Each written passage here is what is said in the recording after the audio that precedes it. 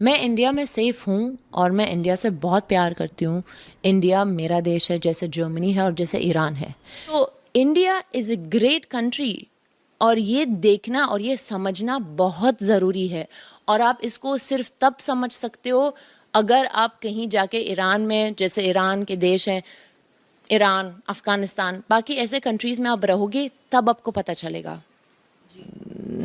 जिनको लगता है कि उनका डेथ जस्टिफाइड नहीं है, या तो उनको नहीं मारना चाहिए था, या तो जो रो रहे हैं उनके लिए, मुझे लगता है कि ये ज़्यादातर इसी से आता है कि उनके पास इंफॉर्मेशन की कमी है अली ख़ामेनी के बारे में।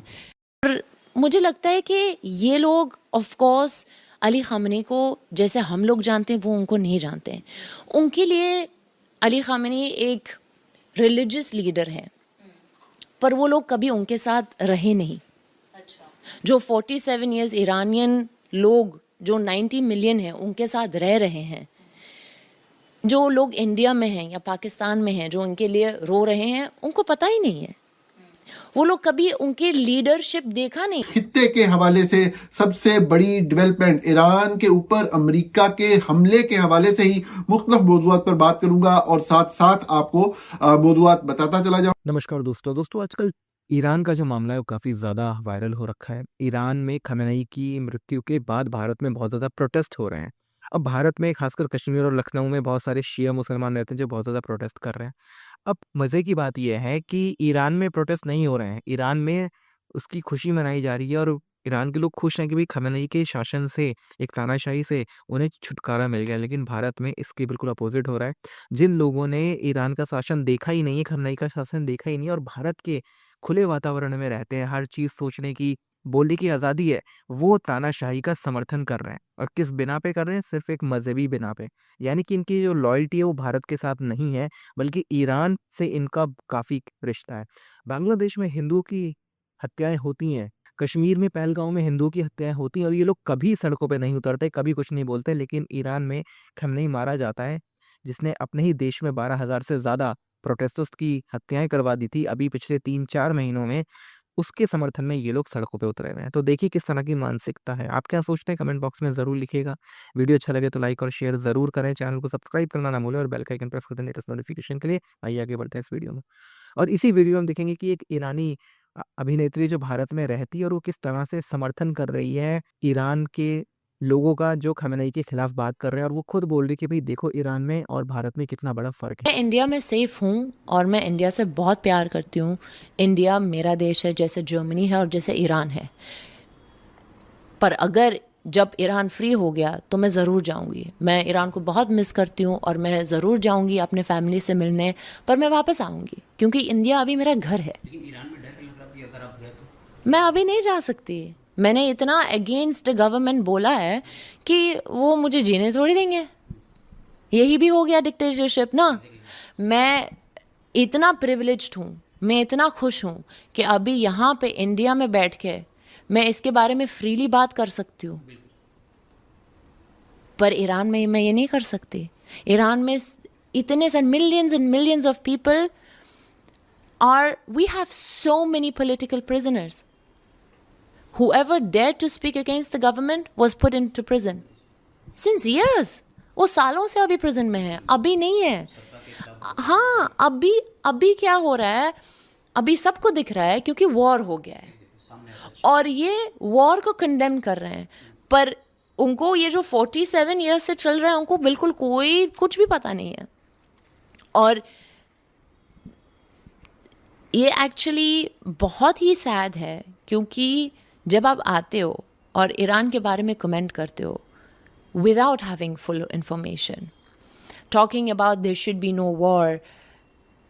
Yes, there should be no war. Nobody wants war. Nobody wants civilians to die. But there were 50,000 civilians who died in January. Yes, at the hands of this regime. 330,000 people have been taken in custody.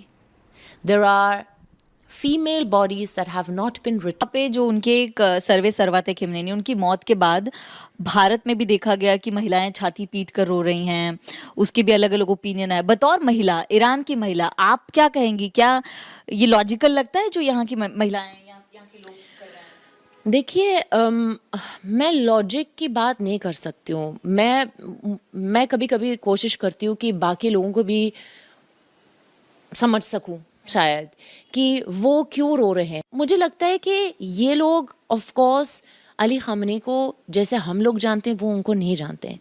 उनके लिए Ali Khamenei एक religious leader है, पर वो लोग कभी उनके साथ रहे नहीं। जो 47 इयर्स ईरानियन लोग जो 90 मिलियन है उनके साथ रह रहे हैं, जो लोग इंडिया में हैं या पाकिस्तान में हैं जो उनके लिए रो रहे हैं, उनको पता ही नहीं है। वो लोग कभी उनकी लीडरशिप देखा नहीं है, बस जो रिलीजियस चीज़ें हैं सुना है, पर जो लीडरशिप है वो अलग बात है। और इसीलिए मैं बोल रही हूँ कि कोई बात नहीं, आप बाहर से भी जब किसी को देखते हो कि यार इनका लाइफ कितना अच्छा है, इनका सब कुछ कितना अच्छा है, पर जब उनके लाइफ में जाते हो फिर पता चलता है कि कितने सारे प्रॉब्लम्स हैं। तो ये भी वही चीज़ है जो इन ईरान के बाहर के लोग हैं, उनको लगता है कि अली ख़ामेनी कितना अच्छा बंदा है, पर जब ईरान में जाके आप रहो फिर आपको पता चलेगा। और बस यही प्रॉब्लम है कि उनको बस पता नहीं है कि ईरान में ज़िंदगी कैसा होता है। मुझे एक चीज़ बताइए कि जितना हम यहाँ पर देख रहे हैं, एक विरोध हो रहा है, बहुत लोग रो रहे हैं, आप कह रही हैं कि एक ऊपर तौर पे देखा होगा, एक मतलब एक धार्मिक लीडर के तौर पर देखा होगा, इसलिए ऐसा है। आपको लगता है कि लोगों को समझने की ज़रूरत है कि, मैं इंडिया की बात कर रही हूँ, कि इंडिया बहुत बेहतर है ईरान से, या फिर उस हिसाब से समझने की ज़रूरत है जिस तरह का प्रदर्शन यहाँ हो रहा है उसकी ज़रूरत नहीं है? नहीं, ज़रूरत है ऑफ कोर्स।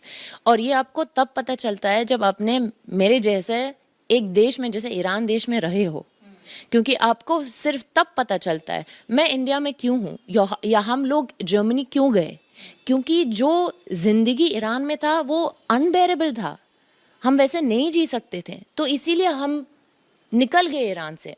हालांकि वो हमारा देश है, हम लोग बहुत प्यार करते हैं हमारे देश से, पर आप देखो इंडिया में इतना डेमोक्रेसी है, जितना भी अगर आप बोलो, बहुत सारे लोग हैं जो बोलते हैं इंडिया में ये नहीं है, इंडिया में वो नहीं है, ठीक है, पर अगर आप कोर में देखो, अलग अलग कौम से इतने सारे लोग हैं यहाँ पे जो साथ में रह रहे हैं। यहाँ पे अगेन इंडिया का इकोनॉमी आप देख लेना, 10 साल पहले और अभी इतना डिफरेंस है उसमें। अभी इंडिया एक वर्ल्ड पावर हो रहा है, और ये पिछले 10 सालों में ईरान और गिर रहा है, और ज़्यादा गिर रहा है। 47 ईयर्स से हम लोग गिर रहे हैं, और बाकी कंट्रीज़ को आप देख लेना हर जगह। So India is a great country, और ये देखना और ये समझना बहुत ज़रूरी है।